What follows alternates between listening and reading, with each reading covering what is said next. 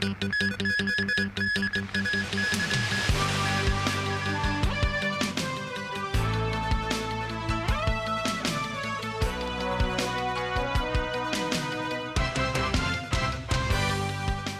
evening and welcome to TVB News. The National Security Police today announced arrest warrants for 5 more fugitives and issued a bounty of $1 million on each of them. Mimo Singai has more.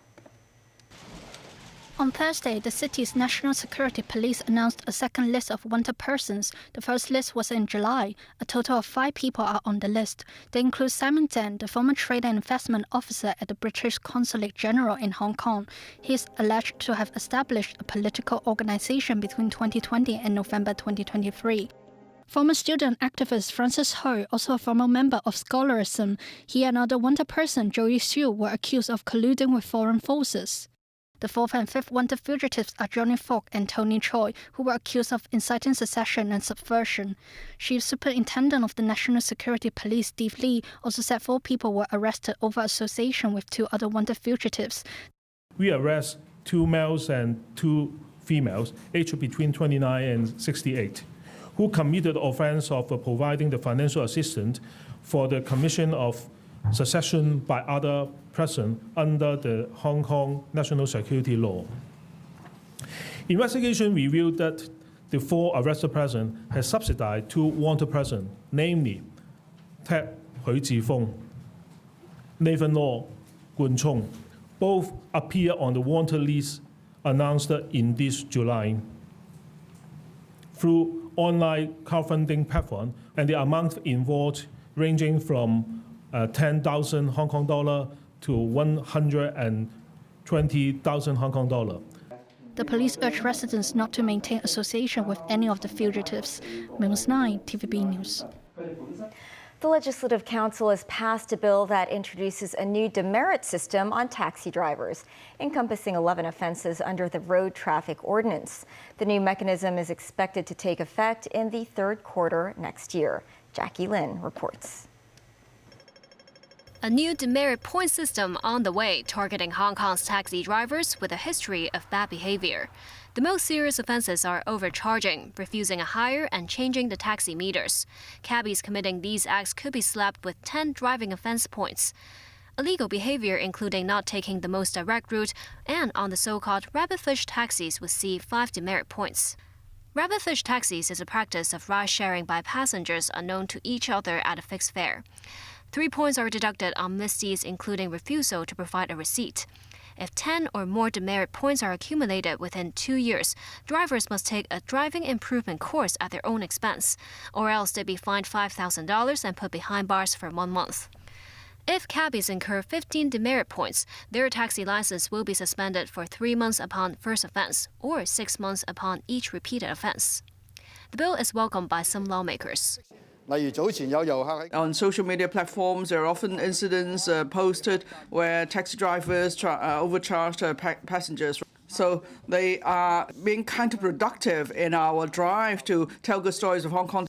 But others are worried about double penalties on cabbies when there are already legal consequences on serious offenses. The law-abiding taxi drivers would like to single out the black sheep of the taxi industry as well, but can just review the sentence for serious cases to step up deterrence instead of amending the legislation. It is also peculiar that the prosecution never asked the courts to pass harsher penalties. Serious offenses. The bill was eventually passed at the Legislative Council and is set to take effect after 9 months. In Beijing and Japan, surveillance cameras are installed in taxis to protect the safety of drivers and passengers.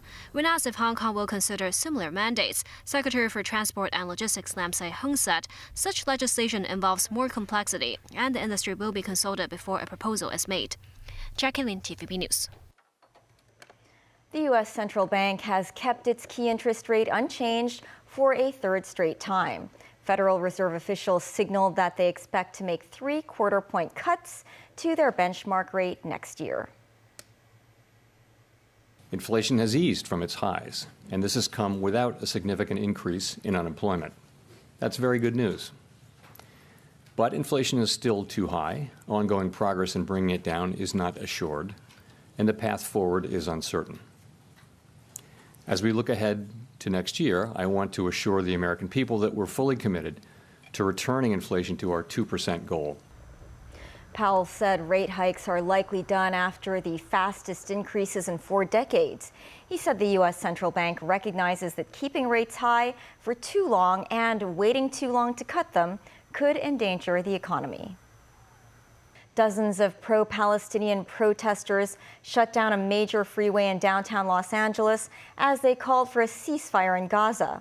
The protesters descended on the freeway at around 9 a.m. They got out of their cars forming a human chain, shutting down the freeway for about an hour. Aerial footage showed traffic on the southbound lane of the 110 freeway backed up for miles. They shouted, "Ceasefire now," and shut it down. Angry motorists argued and scuffled with protesters. 75 people were detained by police. European Union leaders are heading into a high-stakes summit on Ukraine today. Hungarian Prime Minister Viktor Orban has so far blocked both the start of EU membership talks and 50 billion euros in financial aid for Kyiv. The summit comes at a crucial time in Ukraine's war against Russia's invasion after a counteroffensive failed to make major gains. If EU leaders give the green light to membership talks and the 4-year financial package, Kyiv will be able to claim a geopolitical victory. Failure to agree would likely be greeted by Moscow as a sign of faltering Western support for Ukraine. All of the EU's 27 national leaders, except Orban, have backed the start of accession talks. Such a decision requires unanimity.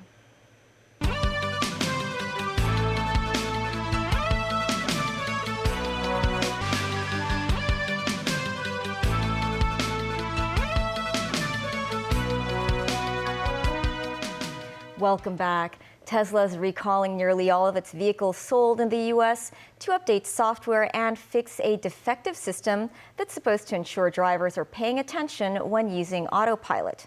However, Tesla vehicles sold in Hong Kong won't be affected by the sweeping recall, as the models in the SAR do not have the autopilot system in question. Daniel Rao tells us more.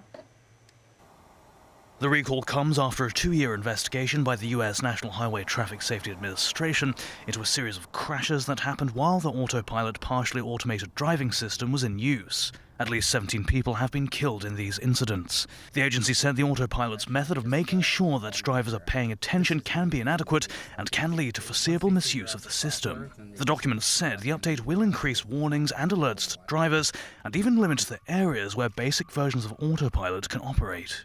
They outlined the added controls and alerts will further encourage the driver to adhere to their continuous driving responsibility. In its defect report filed with the safety agency, Tesla said autopilot's controls may not be sufficient to prevent driver misuse. It said autopilot is meant to help drivers who have to be ready to intervene at all times. The recall covers models Y, S3 and X produced between October 5th, 2012 and December 7th of this year. Tesla vehicles sold in Hong Kong won't be affected by the sweeping recall. Tesla's Hong Kong office said that's because models in the SAR do not have the autopilot system in question. Safety experts said while the recall is a good step, it still makes the driver responsible and doesn't fix the underlying problem that Tesla's automated systems have trouble spotting and stopping for obstacles in their path. But the real thing these things need is an effective driver monitor, and most people think you really need a dedicated camera for that, and Tesla doesn't have one in most, if any, of its vehicles. So NHTSA did not require them to add a camera. And we've seen these software patches can only do so much. You know, you can't create hardware out of thin air with a software patch. So this is going to be, it will be an improvement in safety. How much it improves safety, we don't know, but it's not going to be the improvement you would hope based on what other manufacturers are already doing for safety. The NHTSA said the investigation remains open as it monitors the efficacy of Tesla's remedies. Dan Orell, TV News.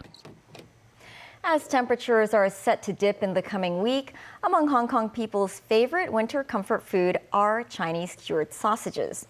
But the Consumer Council found multiple preserved sausage brands contain banned additives or plasticizers that exceeded stipulated levels. Jackie Lin reports. All 30 samples of preserved sausages here are either high in fat, high in sugar, or high in sodium contents. According to the Consumer Council, this sample from the Camwell Medicine Company in Mongkok even contains red 2G, a coloring additive that could be carcinogenic and is prohibited in Hong Kong and Europe. Among the 14 non-prepackaged sausages, 5 other samples were detected with another banned coloring substance, rhodamine B. The chemical could lead to nausea but won't cause immediate health risks. The Consumer Watchdog said manufacturers should have opted for food coloring alternatives that won't have health concerns.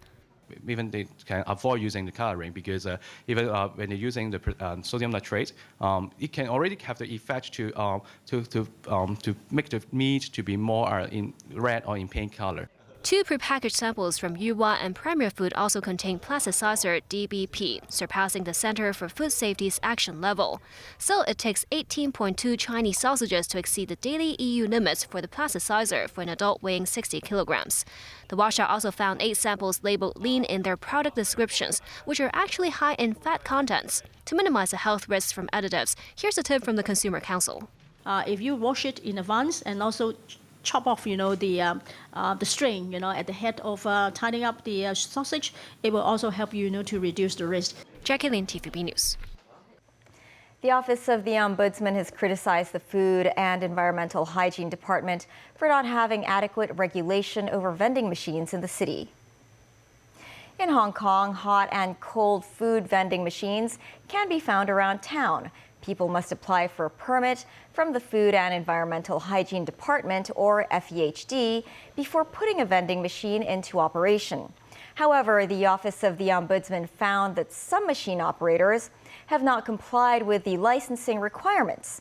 For instance, the food is not stored at the right temperature, and the operators fail to regularly clean the inside of the machines. In its investigation report, the Office of the Ombudsman outlined some suggestions for the FEHD, including increasing inspections of vending machines. The Customs and Excise Department and the Agriculture, Fisheries and Conservation Department said the number of smuggling incidents involving endangered species of animals and plants has risen in the first 11 months of this year. Mimo Singhai reports. In a joint conference on Thursday, authorities from the 2 departments said 379 smuggling cases of endangered species in Hong Kong have been detected as of November this year, with over 200 people being arrested in connection with them. The authorities said there was a notable rise in smuggling cases, about 67% more than 2022. The seized items, which have an estimated value of nearly $80 million, include live turtles, American ginseng, and dry sea cucumbers. Meanwhile, the amended Protection of Endangered Species of Animals and Plants Ordinance will take effect on Friday. Under the amendment, individuals who wish to import or export regulated items such as shark fins and rosewood, a flowering plant that is used in traditional medicine, must present a permit. Jenny Lau, an AFCD Endangered Species Protection Officer, said the public need to be careful about not bringing regulated items, which require a license, with them when they travel aboard. Customs Divisional Commander Lau Zhanji also reiterated the importance of checking whether an item belongs to an endangered species category before buying it. Ms. 9, TVB News. The Secretary for Justice has proposed turning the old Wanted Police Station into the headquarters of the International Organization for Mediation. Also known as the No. 2 Police Station, the 4-story building has witnessed the city's history, including the Japanese occupation of Hong Kong in 1941. The Wanted Police Station was moved to Arsenal Street in 2010. Since then, various proposals have been made as to what the old station could become. They included turning it into a hotel. The Antiquities Advisory Board is deliberating the proposal's impact on the structures of the historical building. That is the news. Thanks for watching. Bye for now.